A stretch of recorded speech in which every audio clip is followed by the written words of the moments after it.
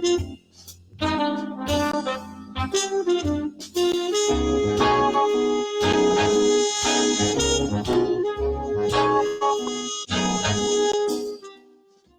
I almost made this look professional. It don't, I was saying the same thing. And it only took me 40 seconds to get there. Right. Oh, how are you? You good? Yeah, and I've got my live, as you can see, it's showing up on Great. my page, so we're all good. We're live, and Howie, thank you for being here on my show. Very welcome. It's a pleasure for me when you asked me originally. I was like, yeah, this would be great, and it'll be something a little bit different, not only for us but for the listeners too. It'll be great. Yeah, we're tired of talking to all the silly musicians all the time. And this is a funny thing when I would jump right into a way of mixing and listening, which applies to both live and studio. Right. When the story you were just telling me about the 5 singers and the 5 microphones and wanting to hear everybody, and what did you say to me? Well, basically, when we look at how times have changed from the analog recording days to now the digital recording times, as DAW world goes, let's just say we have 5 singers and we end up recording them each to an individual track. And whether they're doing background vocals live, and then it's a little more of this, a little more of that. But if we go back into the analog days, when we did sessions with background groups, it would be on one mic. And they themselves, whether it be the girls or the guys or whatever it was, they blended with themselves because they were singing into one mic. And it made it much more real. It made it much more, and I'll use a simple word, sublime, as the background balance went as it went to tape. And then when we went to double it, we do it again and have X amount of voices on 2 tracks instead of, let's say, 5 and 5 and then 10 tracks. And we, as the production team or the engineering team now, you're massaging each individual one instead of having a nice blend right from the get-go. And I think as it was, or how I like to do it still, as a group vocal, it adds to that magic of a different feel with each take. And it just has a real nice blanket bed feeling within a track. Oh, I just lost you. I just lost you for a minute. Are you there? I lost your voice. I can't hear you. Can you leave the room and jump back in quick? No.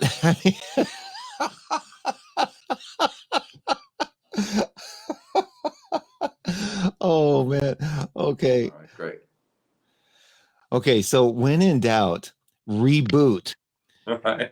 And you've got so many stories. We were talking the other day, and you were telling me about something that happened like 10 minutes before showtime, and something crashed, and you had to use a whole different mixing board. Oh, that was right. That was when the S6L first came out, the new Avid console. We were getting ready to do a show in Europe, and it was full symphony plus playback, all kinds of stuff. And literally 10 minutes before the show, the motherboard crashed. And we were running about 80 some odd inputs, and we had to jump over to another console that only had 32 inputs. So it was madness to make it work and to try and get it at least up to a listenable state. It worked. It was madness, and I think I aged 105 years. I can imagine you're going, okay, we've got 8 strings. We don't need this mic. We don't need this mic. We don't need this mic. Right. You just kind of went through the essentials and just tried to basically as the string section and brass, it was group miking in that regard, and just throwing them up and hoping I had it, plus plus the vocals, and it was a hologram, so all kinds of stuff was going on right before Doors. Oh man. That's why I kind of say, look, it all went away. You know, I was one of the thoughts that was coming to me when you were telling about the group miking of singers. In the old days, in the analog days, there was a lot of the musicians had to play, the singers had to sing, and they had to edit themselves, and the performance was more uh, the recording was more dependent on the performance. These days, they're leaving a lot to the mix engineer and who's mixing and recording it. And again, it's, I've termed it a number of ways, and a lot of people also, because now if we look at the way sessions were, and a number of people and I were talking about it again the other night, where they miss that feeling of being able to look across the room and look into Steve Gadd's face, or look into Will Lee, or Elliot Randall, or all the session players, especially on the East Coast, and they felt each other while they were playing and recording, and you felt each different take as it went onto tape. It doesn't matter if it's digital or analog. You were in the room playing your rhythm track, sometimes with vocals in the booth for a rough one, and sometimes the rough ended up being the master because it felt so great. And now it's, one instrument at a time, and you don't even get to sit in the same room, even though a couple sessions that I've recently done, I set up video cameras. So if you were a guitar player sitting in the UK, you got to see the drummer in LA, and at least you had some sort of facial recognition of what was going on as you were playing and so-called sitting on the couch. It was a feel thing that really made those records feel the way they do today. And it was already changing a lot, but now with the COVID-19 thing, nobody gets to connect. It's all just Right. everybody sitting in the room, and Right. I don't you think that the feel of everything has changed dramatically, if there even is a feel in it? It's, well, I can look at it humorously and say, yeah, it's all got the flu.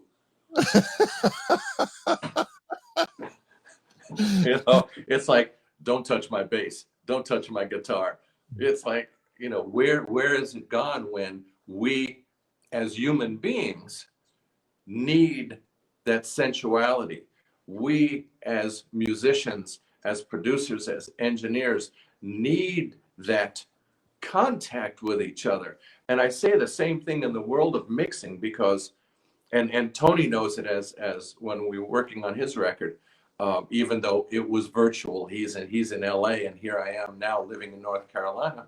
But the days when we mixed, when it was called all hands on deck, and everybody had their own part on the mixing console. You grab the drums, you grab the guitars, you grab the backgrounds, and sometimes there'd be 3 or 4 people sitting at the console, and you'd learn your choreography. But every mix had a different feel because it wasn't memorized in electronically. Let's use that simple word. And it was wonderful. And now with the world of DAWs and that kind of thing, sure, we can still do it, but people have forgotten how, or they've never even been shown that, where it's like, yeah, get up here, put your fingers on faders, let's mix this. It might not be going to tape, but at least now it's being recalled and we can touch up. But to have that interaction between 2 people or 3, or the artist and the producer, or the producer and the engineer, all depends on how we look at it, is the flu is taking it away. Right.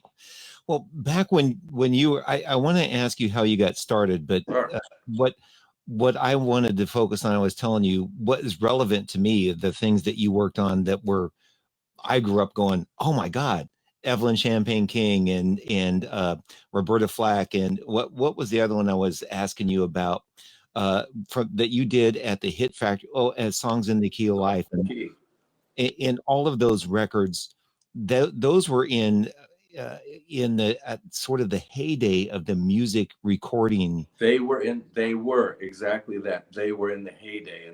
And again, we, as all the guys and the girls that did all these sessions and other engineers, we talk about that all the time, and we call it the heyday because everybody was there wandering in and out of somebody's room possibly and adding another part. And I was lucky enough to start out during those heydays of recording, because like when we originally spoke, I had never planned on getting into this as an industry. I got very, very lucky. But one of the things that I always remember saying, like when I go to the Fillmore, and I was at the Fillmore East all the time, long before I got into this industry, and I remember saying to myself a lot, gee, how come it doesn't sound like a record? And it always echoed in my head, never thinking that I get to do this as a living, both either recording or production or live mixing.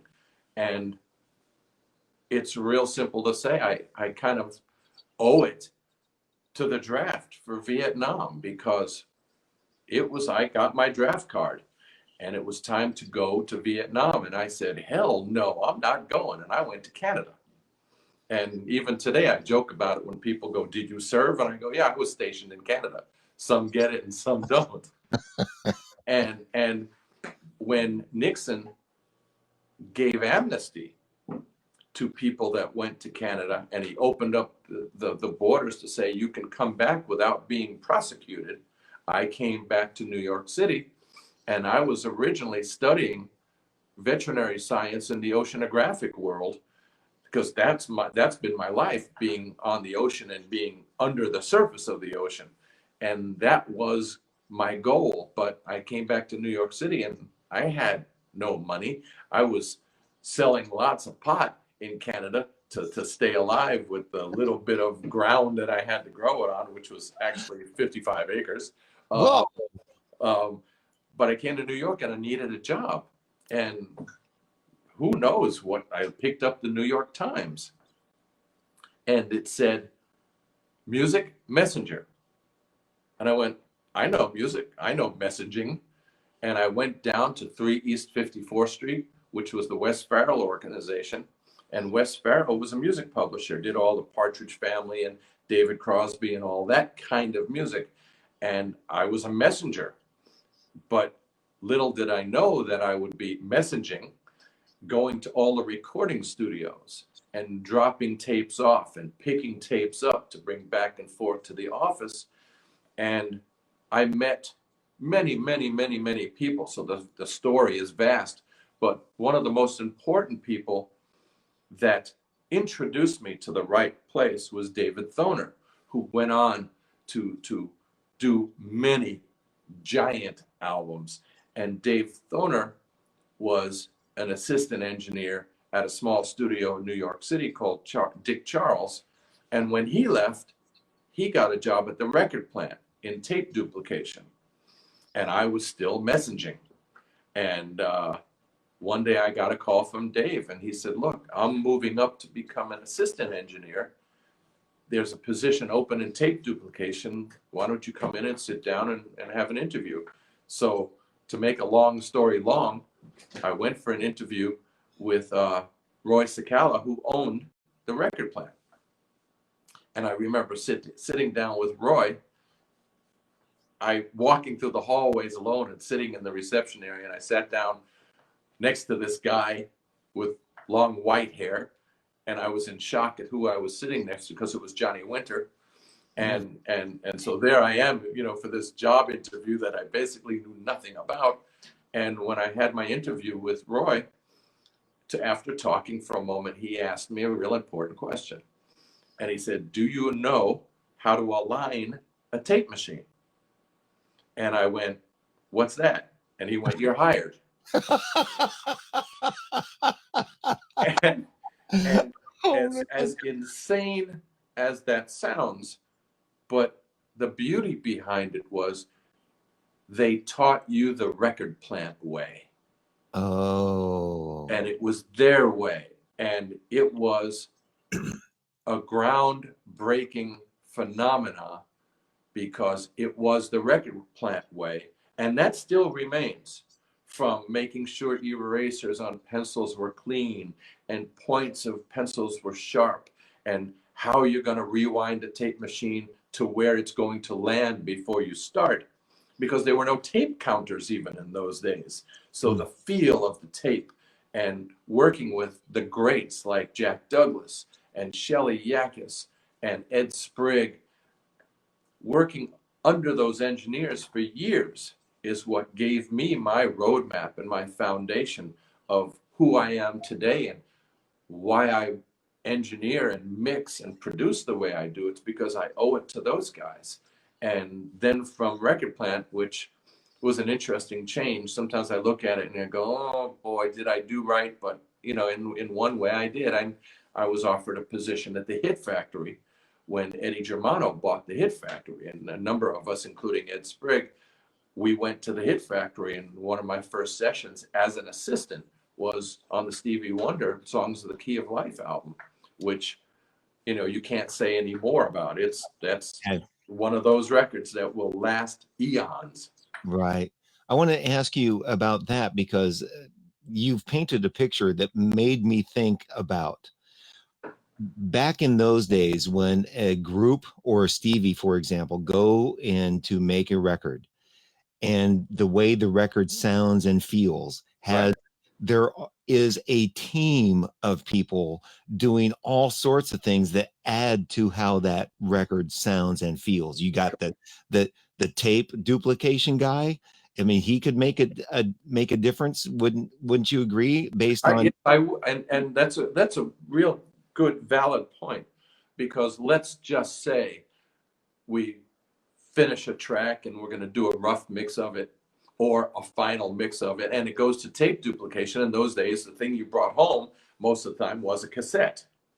But let's just say the tape copy was made like crap, and whether it be distorted or not enough level or what have you, and the artist or the producer took it home and listened to it, and they're now making a judgment on the mix or recording session they just did, just because the copy was like crap. So in that tape duplication world, I remember Roy Cicala, again, who was chief engineer and owner of the record plant, when I got that position, and he sat Dave and I down and said to David, if he, meaning me, makes a mistake, you're both fired. So David was so responsible for teaching me how to make a proper tape copy of why and when, because that was your photograph of your session when somebody walked out. The cool thing was, and I would say it a million times a day, I'm getting to hear stuff before it even goes to the public, and it was joyous, because I'm like, wow, that's the album. I'm getting to hear it first. And the studies of time making tape copies was so important, because now you go into the studio and that basic training of a simple tape copy, which is not so simple, carries into the studio of how you're attacking the tape, of how you're looking at that signal flow, of getting the best sound you can possibly get as a human being to reproduce what went onto it. And that itself is a fascinating story. And then as an assistant, let me also ask, as you described, everybody, okay, you take the vocals, you take the drums, you take the guitars, you take the horns, depending on how big the session is. Right. As an assistant, you might get assigned some faders to manage.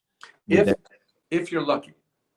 And the reason I say if you're lucky, it all depended on the producer and the engineer, and of course the artist.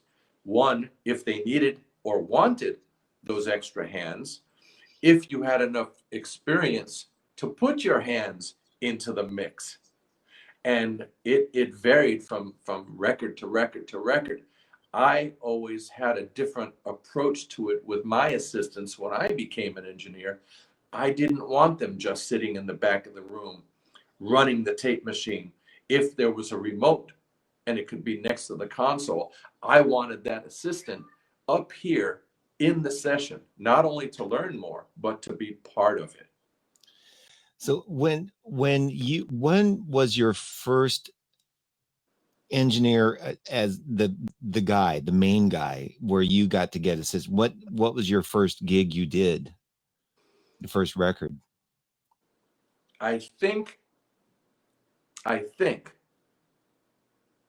and I look back and it comes right to the front of my head, and it was at the record plant when we were working on a record, and it was a band called Spix, and it was Eddie Ojeda, who later on became the guitar player for Twisted Sister.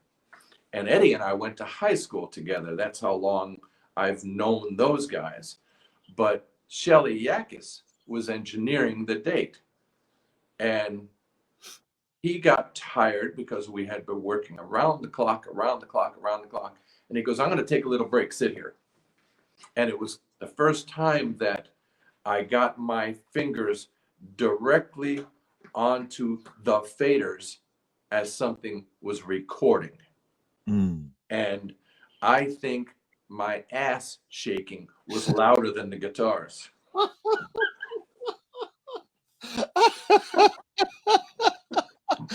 I can only imagine that. I'm trying to visualize how and imagine what it would feel like. You're like, oh shit, and the slightest moving of the fader would be recognized and heard. Oh, absolutely. And the easiest way for me to describe that is, imagine yourself standing on the walkway of a bridge and there's no railing, but the wind is blowing real hard. Oh man. But at the same time, when you were through it and got through it, and it was the song was done, and you're like, that it had to feel like, holy shit, that was cool. Yeah, it was amazing, because part of your brain is going, I don't know what the hell I'm doing, but the other part of your brain goes, yes, I do. And that kind of yin and yang of breaking through that boundary of, am I ready? Am I going to be ready? The other side of your brain goes, yes, you are. And you have to be bold enough to take that step and be proud of it, as long as you knew what you were doing. And I say that not necessarily in jest, but I've said in conversations that if you can laugh your way through your job, whatever that job might be, if you can laugh your way through it, you better know what you're doing. Well, and what I thought was, yes, you've got the confidence, but as I look back through my stuff, the only time I ever got validation is the validation to me was when the client said, hey, it sounded good. I'm happy. Right. And Right. And it goes to the adage of, the only time we get spoken to is if we're in trouble. Right. And we look at, and again, I'm extremely, extremely grateful, extremely fortunate to have worked and still work with the people that I work with, Tony in particular, who I know, from working all those years with Natalie Cole and getting to know the person. Yeah, by the way, speaking of Natalie Cole and Tony, Lynn Fidmont is saying hello right now. My love to Lynn too. Hey. Sorry to interrupt you, but I thought no, it's okay. And now we look at, that's a perfect way to look at it, because we look at Lynn and Tony and everybody that was, and Alex, everybody that was involved in that. They were players. They were serious musicians and singers, and they made that stage for Natalie become magic. Gail Dietrich was the music director, and she held that glue together. But it was magic, and with that kind of a magical thing happening, where, again, I like to quote people because it's so important, and I'll quote Phil Ramone, who is one of the all-time great producers. And Phil said something, and he said it to me, and he used to say it a lot. And it was real easy. Shit in, shit out. And now we look at a band that Natalie had. You didn't get any shit in. You got serious stuff coming at you. So it made my mix that much easier because the musicians were playing, the singers were singing, and I didn't have to become a carpenter out at front of house to build this furniture. It came at me gorgeous, and I just had to kind of fit some pieces together, and it was magic. And the players of any group or any band are what make it work first. Right. You know, if anybody, and not that I've not even had a fraction of the experience you've had, but whenever anybody comes to me, if the band is really good, my job as a sound guy, I really don't have to do anything. Right. And Right. if they come to me and say, hey, it sounds great, and I'm like, well, I'm not doing anything. Right. I Right. mean, And that's a good thing. Otherwise, you hit the suck button. that's right. You know, you had an expression of, you asked me, so what if I don't want to answer something, and I said, oh, you know, just say screw you, but your default thing was you like turn around and look the other way. Oh, if in default, I'll just go, okay. Yeah. You know, when I'm doing sound for a band and they're like really awful and everything, I got this thing that I do. I just go like, I just kind of like do that and ignore them. So see, now if we take that to the business side of things, on my business card, it literally does say, you can reach me by check. Perfect. I love that. Well, you know, I want to get back in just a minute, because your live sound came after your studio stuff. And I want to Right. just get a little bit more, because you told me a fascinating story, but your awards, if I'm getting this right, you worked on 14 gold albums, 26 platinum, 6 Ampex Golden Reel Awards, and then you'll have to explain what that is. 6 Golden Reel, in short, not to interrupt you, the Golden Reel Award was an award that was put together by the Ampex Tape Company. And Oh, it was for quality of the record, of the recording, because you were using Ampex tape for that particular project. And Ampex at that point awarded you with what they called the Golden Reel Award. nice. Well, and in those days, there was really only maybe one tape company, right? There were a few. There was BASF. There was Ampex. There were a bunch, but Ampex was, do I want to use the word, the Cadillac of tape, because they had many different types of tape. My favorite was 456, and it depended on how you wanted the tape machine aligned, whether you're doing rap, rock and roll, or R&B, and how you wanted to hit the tape, where the bias was set, and the saturation levels of the tape. All of that stuff meant so much of how it sounded coming back to you. And it was a very delicate thing. And as the shop would get to know you as an engineer, they would start to have your notes of how you wanted the tape machine aligned for a particular date. Or if you did something else, it would be on a different type of tape. I use Ampex primarily because I'd say 95% of the stuff that I recorded was also in the United States, where when you jump over to the UK or something, a lot of the stuff was recorded on BASF. So it varied. And you said something a moment ago, which I was lucky for, and I owe that one to Roberta Flack.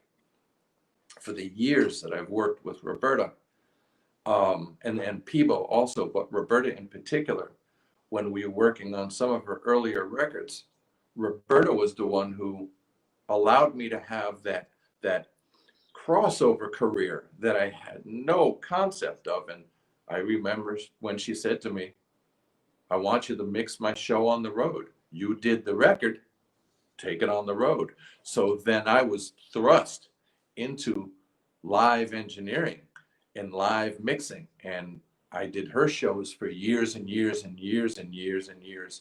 That was my crossover. Thank God in that regard, because who knew later on in years, as the studio world would start to collapse, that everything became live. So I'm one of those crossover engineers that came out of the studio, went live, but still is in the studio. And there's so many today that that doesn't happen. You have live engineers and you have recording engineers. I was lucky enough to be both. Mm. Well, I back I went back to because the kind of records studios, there's still some studios and Oh, people sure, do sure. things. It's not like it was back then when there were so many people working on records Right, right. and you described a situation when you were, I think, at one of the New York City record recording, was it the record plant or hit, whatever it was, where David Bowie was in there and Luther Van. You were telling me this story and about how all of those people are in there and coming in and out, and there's so much work. There's jingles being made, and there's I was explaining to you how amazing it felt, and that was the record plant, where you'd walk down the hall, depending on what floor, but there'd be studio A, B, and C on the first floor of record plant, and you'd walk, and everybody of somebody, whether it be Three Dog Night or John Lennon or Aerosmith, in one room, and Johnny Witt, they were all on, and Elton John, all in the different rooms at the same time. And you'd walk down the hall, and these people would be walking down the hall also. And you never kind of went, oh my God, who's that? Oh my God, did I just? No, it was such an intimacy, such an intimate joining of professionalism and friendship of the same exact balance, where you could be in a recording studio and the door swung open and so came in and hung out and listened, and it wasn't like a stranger because you're in that club. Mm, mm. Tell me the story about uh, Luther sitting and singing something, that and was that was in that was when Bowie was doing what were we talking about, Young Americans. mm-hmm. And Luther was sitting in the lounge at Record Plant, and Luther was waiting to do vocal parts on a jingle, because he kind of started out doing jingles, and he was a major jingle singer. Luther and I were very close, very, very close friends. Um, Behind him was David Bowie. Luther didn't know he was behind him, and through the door, I think it was for Studio B, if I'm not mistaken, um, the track was playing for Young Americans.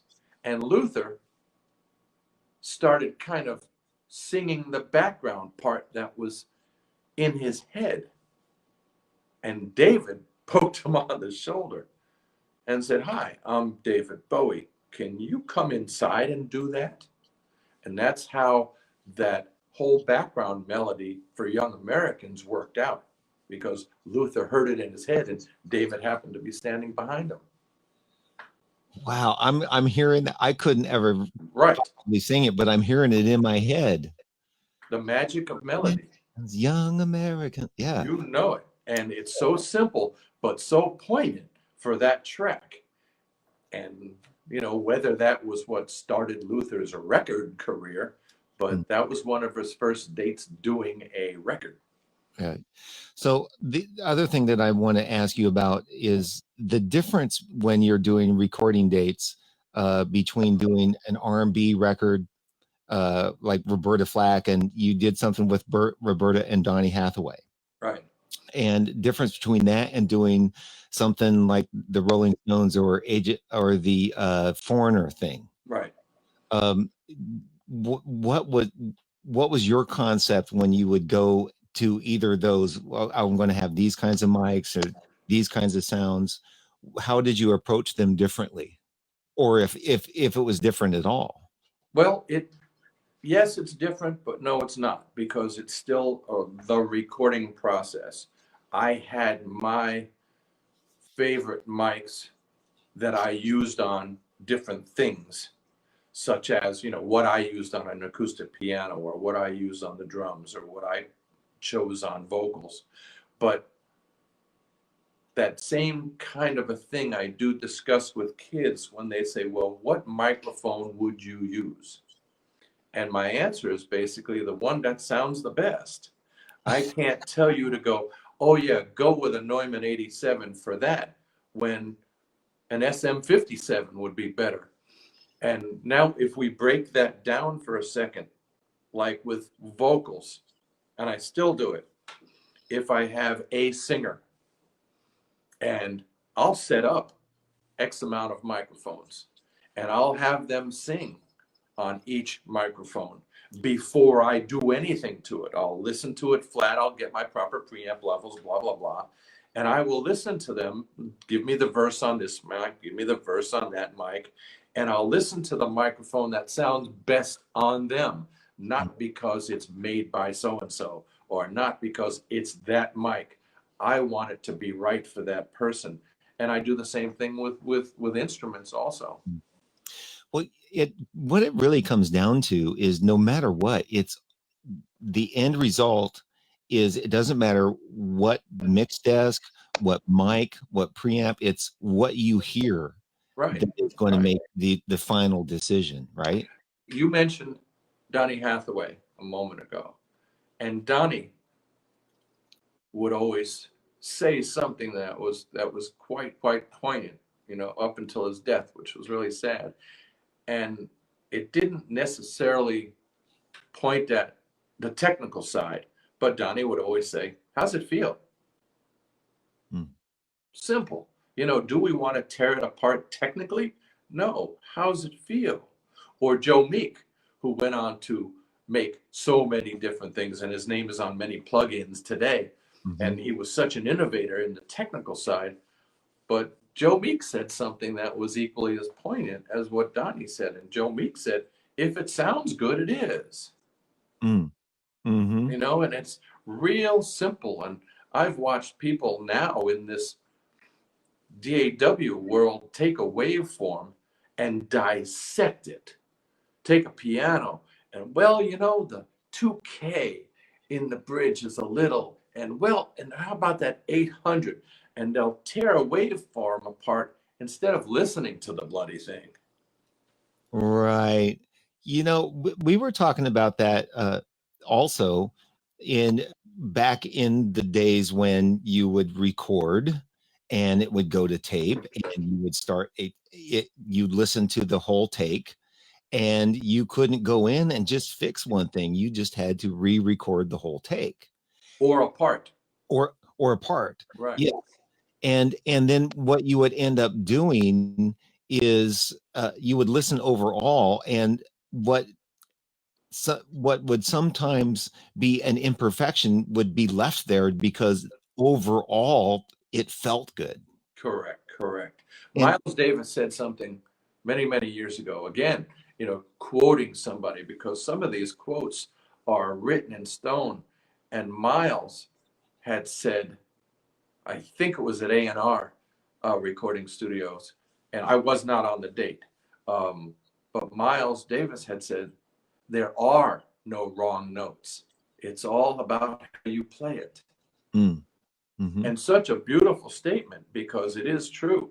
If you're playing what I call a Q flat, and somebody else plays something to enhance that or make it right, that's what that whole thing is about. So it's all about how the perception of how you accept it. So the other thing, I mean, I could stay on this whole recording. Oh, sure. I could stay on it forever because there's just always questions. But you know what? I'm going to interrupt you. Yes. We can. And if your viewers and listeners like this type of session that you and I are doing, because we're not just talking about music, we're talking about music, we're talking technicality, we're talking about blah, blah, blah. Let's do it again and get their input so we can say, yeah, here's some more of this, because we, like you said, we can just go on and on and on, which We can. It'd be fun as hell. Right. Well, and I'm actually going to comment on the thing. Uh, if see if anybody wants to ask a question, and I can even put up my phone number. Sure. If you ask a question, uh, you can. All right. So I'm trying. I'm all thumbs here. Oh, don't worry. Um, but You can the also give out my email address if you like, if people have questions about, whether it be the funny stuff or the technical stuff or the how do, feel free. My oh feeling is we're all in this club together. And when I'm gone, hopefully other people that I know a bunch of will just carry on what we do and make great music. uh, the things have changed so much now. I'm going to kind of jump over some of your career from the front of house stuff to what's Sure, really sure. relevant today because of COVID-19. Many musicians have been thrust into their homes and having to, in order to find work, Right. they now have to be their own recording engineer at home. And now they're having to learn all of the things that we're talking about without any of the experience you have. Right, correct. I've used the term that people are being forced to wear many hats. And whether it be the producer, the engineer, the musician, the editor, the whatever, and they're being forced to, not necessarily for COVID-19, but the world of being able to have a recording system, not necessarily a studio, because some people don't have those funds. I have this section of my house where it is a recording studio, and it was built for that. But the quality that comes back is what's important. And hopefully, I've gotten a lot of stuff that doesn't fall into that word, hopefully is good, where, yeah, we are fixing instead of mixing. Yeah, that's the kind of thing I wanted to say is it seems like um uh the concept has changed so much. And when you talk about changing the 1K or the 2K on the piano and all those different things, instead of just making a good recording, it's we make a recording and then we nitpick it and we put plugins and do this and do that. Right. And how do we make it sound? And you said something interesting. In almost every time we've talked, I've remembered Sure, the sure, entire sure. conversation about a singer. I saw a list of plugins that Beyonce's monitor guy, when those people go out and do live tours, like Beyonce has her own monitor engineer. And Right. then, each, there might be a different monitor engineer for, Or the band or whatever. Right. so he was there. There were like 20 to 30 plugins this guy was using on his mix, on her monitor in-ear mix. Right. And we got it talking about that, and you said somebody asked you, how do you make this voice sound better? And you said, get a different singer. and, and and it's kind of a dark way of looking at it because, yeah, sure, if somebody can sing, they can sing. If they can't, they can't. But it gets real precarious when it's, oh, can you fix that? Yes, I can, but do I want to? Why don't we do it right from the get-go? And then we go back to that Phil Ramone statement, shit in, shit out. It's like, let's make it right. And now a person like Natalie, or a person like Roberta or Peebo or whoever, they pick their band, they pick their people to enhance them. And that's what makes it right. Um, Leo Kottke once said, and it's such a, again, another beautiful statement, when he was asked to sing after his 6 and 12 string guitar album. I think the album was called Mudlark, where the record company wanted him to sing. And his answer to the record company was, I sound like a geese fart on a muggy day.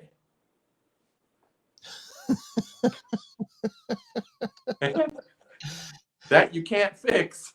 No. Oh, I think that people are so locked into these days, especially younger guys that didn't come from the experience that you had where you were telling me about how you had to create sounds. You had to, for example, just what you were saying about having a singer sing on all these different mics. So I'm imagining I've worked with a singer that has a really thin sounding voice, Right. but she wants it to sound big and full. And if you add, sometimes they'll want you to add low end to it, and then that just muddies up the live sound mix, and you're like, can't add low end. So sometimes it's you might try a different mic. A different mic might reproduce their voice a little better. Or more importantly, even where in the room that person is singing.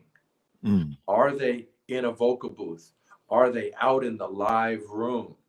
Do we want to do the vocal on a Carole King in Studio A at RCA on 44th Street when it was open, where you could play doubles tennis in that room? Or do you want to go down into Studio C, which was small bedroom size, and it made it more intimate? So what is coming off the walls? What is coming off the floor and the ceiling in a particular room that will change the frequency response of what somebody is going to sound like? But it comes down to that. Well, I want to sound that way. Well, we're going to have to find out what is going to make you sound better. Right. Well, and what everybody's doing now is they're sitting in a little room, like they put up a little thing. Right. Well, this is just a black velvet curtain. Sure. That I put light on, and it's tiny, and they're trying to recreate all of that just with their mic and their plugins. Or as I hear so much lately, and again, I heard it from a person last night. Oh yeah, I do all my vocals in my closet. I'm like, okay, did you put your closet together for that? And they go, oh no, we just move all the clothes out. And it's like, I hope you took the hangers out too. But it's a situation where now everybody and their dog and cat can record if they buy the particular software and a little bit of gear or a whole lot of gear to record. But do they know what they're doing to record? Do they have a different microphone? No, most of them can only afford one microphone, and everything they do is on that one microphone.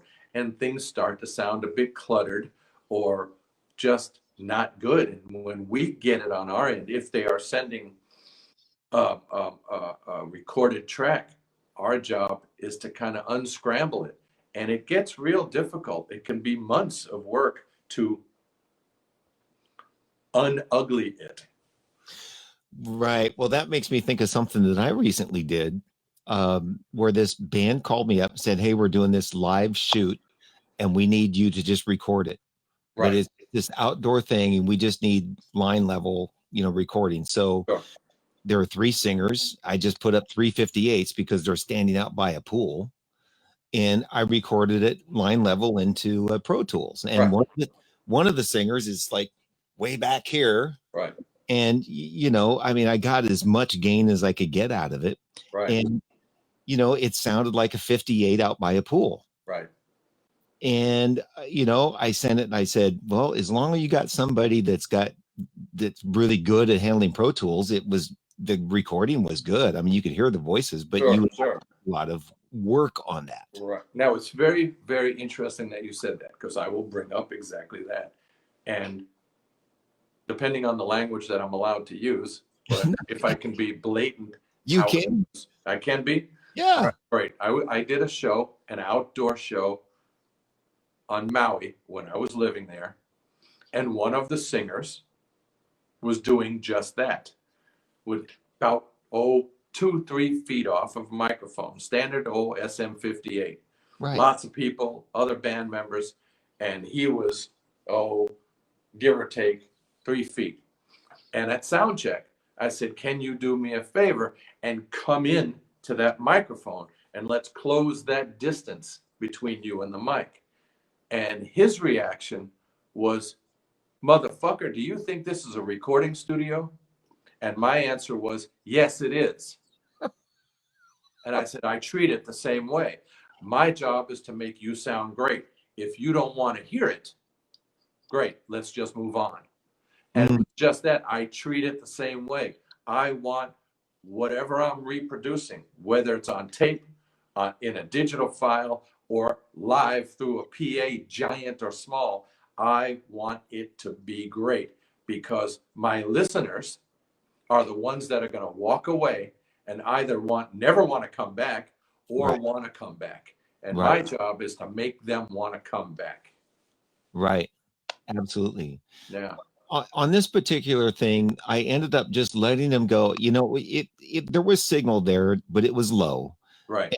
And then one of the other guys was like right up on the mic, and it was, you know, Sure. Sure. uh, and all I thought was, well, you know, I could beat this over to, you know, beat the head and just go down like, you know, do this, do that.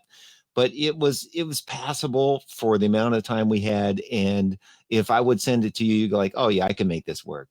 Right. That's all I really wanted to get done. Sure. Uh, because it was just a quick in and out, you know, limited time, Right. and it's Right. COVID-19 and everybody's trying to not do the, you know, okay, take your mask off now. I think his fear Sure. was he was afraid to touch the mic. Of course. Of course. I mean, I'm working on a project now outside of working on Tony's project, which is recorded properly and produced properly, all of his different songs. But I'm working on another project with an LA guitar player named Tony Corman and a Jeremy Goodman, who is a arranger, conductor, producer. I did his first album X amount of years ago, and he came up with an idea during this pandemic, and the project is called Collaboration in Isolation. And all the musicians are from all over the country. And it's on Facebook, it's on SoundCloud, we're X amount of songs in, and it's all sent to me to mix. But some of it is being recorded by people that really don't. And so now we get into that situation that we're talking about. I got some trumpet parts for one of the tunes the other day. There is literally no signal to grab. Oh, And as I start to open up that wave file, all I'm doing is increasing noise. right. But I have no way to go, can we do that again? It's done. It's a collaboration and isolation. And he's in Chicago, the producer's in LA, and they're doing it to chart and click, sending all the parts. We put them all together, and then I mix it. And so I literally have to mix what I get. Luckily, it's turned out great. Mm, It's hard work because, yeah, sometimes it's just that there's nothing to grab because they don't know how to record. That's right. not their job. They stick up a horn onto a mic and go and hit the little red button. Okay, I'm done. And they send it off. And so Right. that's why I say now we're fixing instead of mixing on a lot of records. Right. Well, from my perspective, if somebody says just get me some signal, that's the main thing I want to do is get them at least enough signal that they can work with and not too hot. Right. And you know, and that's should be. And I think if I messed around with it a little bit myself, I go, yeah, okay, this will work. You know, they aren't going to yell and scream. It's enough. It's the same kind of thing. We want to make sure we have enough air in our tires to make a cross-country trip. Right. But so now everybody's stuck in their home studios. They're having to learn how to be an engineer, and a lot of guys need an education. Sure. You Sure. know, Tony is one guy that when I first started talking to him, he's like, man, I'm just now getting all this together. I'm just getting this in my studio. Right. But he's a real, you know, a guy that's he really wants to fine tune and dial everything in and spend time making it work right. And I noticed just with what I did with him, he got all the right stuff, and we practiced and practiced, and Right. he got great sounds. I hear his head exploding all the time. And we talk for hours. And I mean, we've been working on this project for not months, but it's on years at this point. Mm. And he will nitpick a part or a mix, not necessarily to death, but he will nitpick it until he's happy. But what's really cool about the way he nitpicks is he does it with education in mind. And he'll call me up and go, How can I, how did you, what did you do to do that? How about in that other mix when what was, and he wants to learn to make his product better Mm. instead of just throwing it out there and not even admitting that he does or does not know what he's doing, because he's proud enough and he understands that if I don't know, meaning he, if I don't know how to do it, I'm open enough and professional enough to say, teach me. Mm. And I do. And that's a rarity when we get into this world of somebody that has to wear a bunch of hats. You know, it's interesting. I have two things came to mind. One is when I was talking with Wayne Bergeron the other night, the trumpet player. Um, he said because he's known as being one of the great trumpet players around in the LA recording business. Right. I'm never too proud to ask somebody how I should play this or how I should approach this. Right. And he said it doesn't matter what I think or the session people think. It really matters what the people behind the glass think. Correct. You know, I'm Correct. never too proud. Now, from that aspect, also as a producer, how often have you been in where Stevie Wonder could sing something and play it, and you could just sit there and cry? It's Right. so beautiful. Right. He would say, "I don't like it. I want to do it again." As a producer, how many times did you need to say, it's really good enough? You know, I mean, have you ever had to do that where you're in a situation where you're like, you can't get it any better? Absolutely. I would, again, lucky in this world that we're in of digital recording, we can have umpteen tracks. Right. Whereas in the early days, when we go real early, it was mono, and then it was 2-track, then it was 3/4, and 16 and all the way up. So we were limited until we started to be able to sync machines together. But we were still limited most of the time to 48 tracks. But yeah, it gets to a point when you, as the producer, if that's the position you're put in, can say, that's great, leave it alone. I don't use the term that's good enough, because that's leaving that, that maybe it's not so good. So let's leave it that way. It feels great, it sounds great, and let's sit everything in, let the vocal or what have you, guitar part, let's see what it feels like in the track before we say we have to do it again. Yeah. Yeah. I didn't, good enough is really the term that I use for myself when somebody says, you must be a good sound man. And I say, no, right. I'm not just good. I'm right. good enough. I'm good enough. Right. Exactly. No, I understand totally. Like I've said many, many times, when my day comes to kind of leave this world that we know it, I'm never going to lift up another fader. Yeah. Well, I want to just, we've only been at this an hour, and I got like. Has it been an hour? 55 minutes already. And what's so cool about this, not only because of who you are and how you present yourself to me and the listeners and the viewers, it feels like 15 minutes. Yeah, it's fun. Right.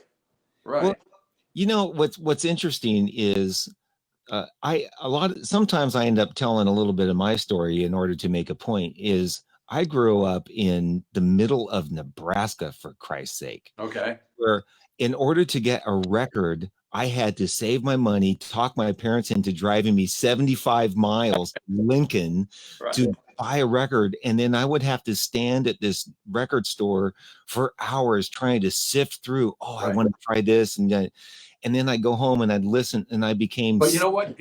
Don't lose that thought. Don't lose that thought, because it's perfect. But what I want to say about that is, at least in that day, you got to touch the records and look through them. Yeah. Now it's all on a screen, and you listen to a moment of it and you go, you don't even get to read the liner notes anymore. No, and that's something that Lenny White and I were talking about. Right. about that experience itself is like oh, I want to get this. You go home, you'd open it up, you'd read the Right. line notes, and Right. this it was recorded there. Right. But I became such a fan of music Yep. and such a fan of all aspects of it that even it doesn't even matter if it's a guy that I played, like Wayne Bergeron and I have known each Sure. other for 40 years. I'm still such a fan that I just want to know. I want to know what was it like. What was it like sitting in those recording studios in the 70s and 80s and having all those people in? And man, it was magic. That's yeah, the easiest way to say it. It was magic. And you had brought up John Lennon earlier, and I know yeah. some of the people out there saying, John Lennon, he's dead. Yes, he's dead. But I still remember, and I miss him, and I think about the man every single day. And I remember my name being up on the work order wall outside the office at the record plant to a session I was doing. And I remember looking at it, and it said, Roy Cicala, uh, my Jimmy Iovine, Jimmy Shoes, as his nickname was, assistant engineer that day, and my name, assistant engineer, and then it said artist, John Lennon, and I think I had to change my pants, and I kept looking at it, going no, but I went into Studio C, and I'm tidying up and making it nice, and kind of thinking, but not John Lennon. Okay, great. I have a job to do. I need to clean up the studio. And I remember the control room door swinging open. And I remember turning to my left, and there's this image standing in the door. And it was John Lennon. And the fear immediately went away because he was so real. He was so nice that I still feel it in my heart having him as a friend and an artist that I got to work with on the Walls and Bridges album, and years afterwards, right up until his death. And like I said, I miss him every single day because he was genuine. Mm. And yeah, it scared the living crap out of me going, John Lennon, holy shit. But as soon as that door opened and the way he looked and what was coming off his face and his body feel wise made everything okay. You mentioned something that they were genuine, and it is my experience with the truly greats is there is an earthiness and a real genuine person that is easy to be around. Absolutely. Absolutely. We remember when I told you about when I met Greg Calby, he's now one of the owners of Sterling Sound in New York, Mastering Labs. And Greg said something to me that I hold tighter than anything in this industry. And I met him when I was waiting for my interview at the record plant.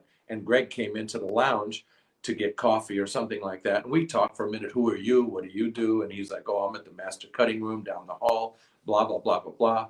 And we got to know each other over 5-10 minutes. And as he was on his way out of the room, he said something that guided my life in this industry. And he looked at me and said, remember, when your head gets too fat to walk in the door, stay home. I love that. Right. And that was the first thing that was really ever said to me back in 1974, 75. Wow. Wow. Hey, you mentioned Jimmy Iovine. Mm-hmm. How much did you work with him? A lot at the record plant.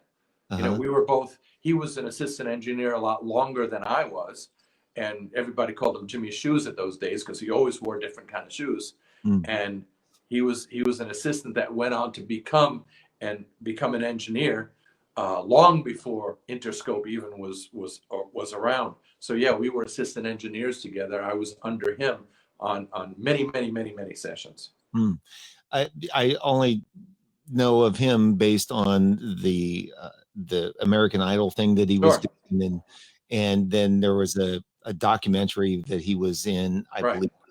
So a lot of really great engineers came out of New York City. Right. Now, I know there's been stuff done out here. It in Los Angeles, the recording industry is so completely different, I think. Yes, I think it's different. Now, it's an interesting, valid point. I think it's different outside of the control room door. I Mm. think once you come inside and the control room door shuts, it's the same because it depends on how we think about or need the production to be, who the artist is. Sure, they might live up in the valley or they might live down in Greenwich Village. But if they play an A, it's still an A. That's true. That's true. Uh, so this is what I'm wondering is how if we do this again Yeah, and I advertise it so I make sure that people can tune in with questions. great. Um, because we're starting to get the hour, and my gosh, Howie, I mean, we're not even into the all the live sound. No, we just touched the surface. We barely touched that. Right. And what you went through from the analog into the digital realm in live sound, which is uh you know I don't know if I would have made it as a sound guy in the analog world, because I couldn't have lifted and carried all that shit, man. I mean, it's like, in all honesty, we're joking about this, but this is my mixing board right now, Right. you know, Right. and it's got, all of the stuff that we would need, I've heard the term refrigerator, Oh, yeah, sure, sure. of all your outboard gear. Oh, And yeah, Wisconsin, we'd have to go to where all the outboard gear is, and, per session, or as you get to know the producer or the engineer, if you're an assistant, you're bringing in all kinds of outboard equipment and patching it to make sure it's there, it's working, it's clean. And I remember in Studio A at the record plant, learning to work with Jack Douglas and Jay Messina, his engineer, and Jack would go, here's the patch layout that I would want. And it was beyond my imagination because, number one, I was learning. And the patch bay in Studio A at Record Plant was basically the size of two refrigerators. Mhm. And the patches were immense. And what was hilarious was, as I learned that a lot of those patches really kind of did nothing. He was just busting my ass to make sure I learned. That's funny. And I was writing them down and memorizing. And then all of a sudden I'm going, wow, I'm going out to in and out to another normal and out to a molten back in. And it's just repeating a signal, you son of a bitch. But That that's how we were taught. Yeah, Because if we couldn't get the groundwork done, how the hell are we going to ever do a record? yeah, yeah. Um, and there's also the other thing that we can get into as well is just your own studio and what you got going on behind you. And do you use Pro Tools? Yes, I've been Pro Tools since basically day one. And I had a studio in New York City, along with Ed Kalhoff, where we had a beautiful SSL studio down on, I think, 25th Street.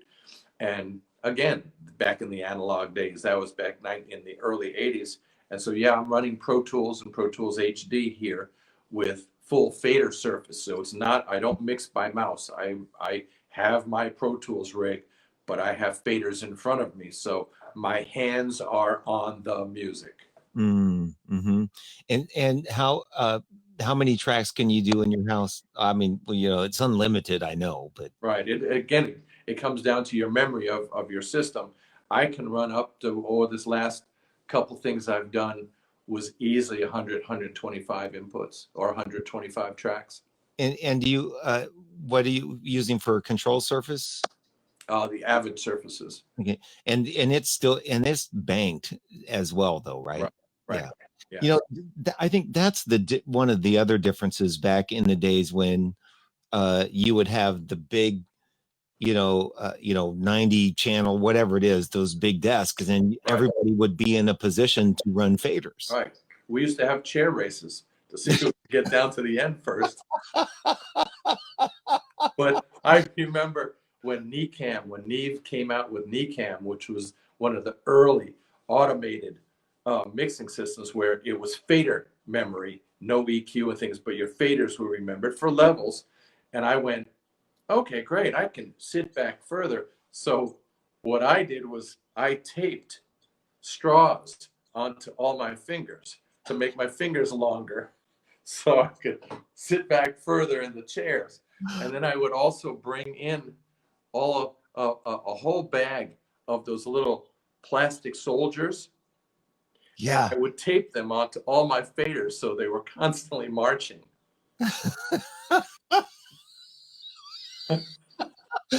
That's hysterical. And so it comes down to what we said earlier. If you're a professional and you can laugh while you work, the coin should be turned over. You better know what you're doing, because if you're laughing and you don't know, then you're in trouble. Yeah. But no matter what, I would want to enjoy myself recording or mixing, because that vibe, and again, we'll look at something real quick because I know the clock is turning. That vibe that you would record is there forever. And Stevie would do something that was brilliant.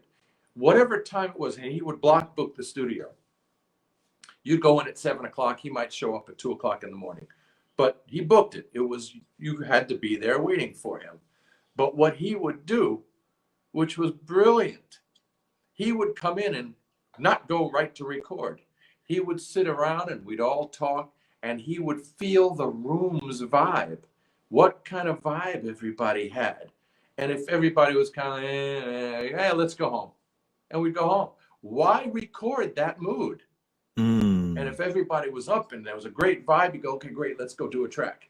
And you'd get that vibe, and it would be on tape. And that was on a shelf in a store, because you wanted to catch that vibe. And if it's not right, why bother doing it? Right. Hey, did you ever do any jingle sessions with Steve Gadd and Will Lee and those guys? I talked to Will a lot. Those were the guys. It was Steve Gadd, Rick Marotta, Will Lee, Elliot Randall, David Spinoza. The list goes on and on and on. And those guys I would see, God, a few times or more a week, because those were the session guys. Right. And a real quick story, again, there's a million stories, and the little Rolodex card in my head always pops up. And Huey McCracken was one of the major guitar session players. And I forgot what we were doing, but the guys are all sitting out there, and I'm watching my meters and stuff. And all of a sudden, all the meters on the console were just pinned. They were just, and I'm like, what God damn is going on? And I'd be looking, I'm checking stuff, not hearing it, but I'm like, what's going on? I was afraid to open anything up because the meters, and then out of the corner of my eye, I see you with a dog whistle in his chair. And I'm like, what the hell is he doing? And a few minutes later, the meters were all set to pin again. And I'd be now looking out the glass, and I'd see him turn around and sit back up. And I went out there, and guys are kind of giggling. And I went up to you, and I went, what are you doing? And he looked at me, and he laughed, and he goes, dog whistle. See, it's true. I heard a story about guys doing that in the sessions back there, and I was going to ask you if that was true. Yeah. And you... Oh my God, that's hysterical. It's called having fun to relieve the pressure without destroying the professionalism. Yeah. Sometimes that's what ends up making the date play better. You said it. Absolutely. Very true. The last thing I want to say, I don't want to just draw this back to me, but one of the things that I always do, especially if I'm doing sound for new band, is I give them shit, whether I know them or not, and I just get them laughing. Right. You know, because if their interaction with me is better, they're going to perform better. Correct. Correct. When people say to me, "What do you do?" A lot of times my answer is, I mix everybody, or I play everybody, because that's really what we do. Yeah. We're I want to know the band. I want to know the artist. I don't believe, excuse me, I don't believe in that we don't talk to the artist. No, I want to get to know the artist. I want the artist to get to know me. So we have that interaction.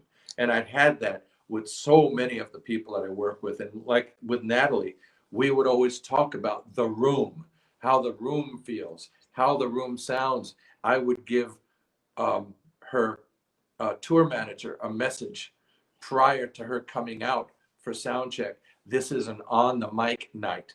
So that way she knew where to be on that microphone in regard to the room that was there. And she worked with me that way. And it was beautiful. Well, and this brings us sort of full circle to around to when you were describing earlier about all of the different people in the room making the records and the recordings. Right. Is that there's so much of a process and so many people involved in the end product, and it's a personal relationship that Absolutely. what you do as the mixer, the front of house guy, or in the studio, you're every bit as important to the end result and the musician's performance. Correct. Correct. You're an intricate part of the band. You're part of that tree. Right. Absolutely. You know, and when we pour water on the music to make it grow, we're pouring water on me to make it grow. If I don't know what the musician is saying when he goes, well, you know, I want it to feel a little bit more blue, or I want a little bit more yellow in my guitar. If I don't know the person, or I don't give a crap who that person is, how am I going to interpret that? So I like sitting with players and being on that stage or out in the room and knowing people and learning them, so I can feel them personally through their instrument. Mm. Absolutely.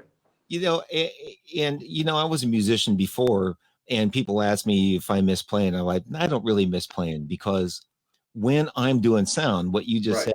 said, and Right. I'm standing there next to the band or wherever I am, and the band is playing and I'm feeling the music, I enjoy that as much as when I was playing. Absolutely. Because you are Yeah. playing. Yeah. But now you're playing everybody. This is true. Right. Absolutely. So I've got a list of questions, and I'm not even going to get to them because I want to do this again. Great. Great. And we could even do something where I went ahead and I purchased this other platform. Okay. It's not as slick and cool as this, but I can get as many as 10 people on. It's almost like a Zoom. Right. It's a live stream thing Great. where, you know, I could get like 3 or 4 sound guys or, you know, something, and all Sure. just have a conversation with a group of guys. Right. Great. And I started doing it a little bit with some guys here, just locally, that have been friends of mine forever. But I kind of wanted, you've inspired me to go bigger. Excellent. Great. Great. Because we, you know, the amazing thing is, and how we look at this thing called the internet, and now we look at this thing called streaming. We're not talking to one person. We could be talking to millions of persons. Right. It's a never-ending stream, and depending on what we present, what we produce, there's somebody sitting somewhere with a laptop in India watching and listening that Right. might have questions that they can't get answered somewhere else. And here's the other thing is, you know, we may have talked for an hour, but if you were a fan of music and you watched my interview with Lenny White, for example, Right. there were nuggets, there were things that he said in there that were brilliant, you know, Yep. things Yeah. And like when I did with Tony, there was something that he said. There's something that you said today about placing a mic or putting a group of people together and letting them Right. mix themselves. There's so much information that if you're a young student, Right. you know, this is watch. You can't buy some of those answers. Right. You can't. And with the years that I worked with Lenny, Lenny and I would laugh our way through stuff, but we'd come out with some magic, and we both sometimes look at each other and go, "How do we do that?" See, that's kind of what I was thinking. Maybe if we did something where we got a couple of those musicians and just did a little like informal, Sure. coffee time, Right. Right. I mean, these are informal, and because it's when you just sit and talk like this, Right. when the magic comes out. Absolutely correct. Absolutely correct. So, in essence, let's do it. Okay. So I plan everything. So after I close the show, I'll plan, get something like in maybe 2 weeks. Sure. Sure. And plan something, and I'll keep going, because this has been a blast. I could talk to you for hours. Right. Yeah, me too. Me too. Let's all wear hospital scrubs like we have COVID. Well, this is my COVID. I've got 3 of these tie-dye T-shirts that sort of match the backdrop. Right. And you know what? I wear this. It might be the same one, or it might be another one that looks just like it, but it looks like I've never changed clothes. There you go. Well, you know what you do? You just, turn it around, turn the back on the front, and it's now a different T-shirt. There you go. All right. So, well, thank you for doing this. And You're welcome. I'll close out the show, but hang tight. We can talk a little bit after. And thank you for having me very, very, very much. Oh man, this has been a blast. And cool. I'm going to try to make this look professional to close. Okay. Okay, here we go.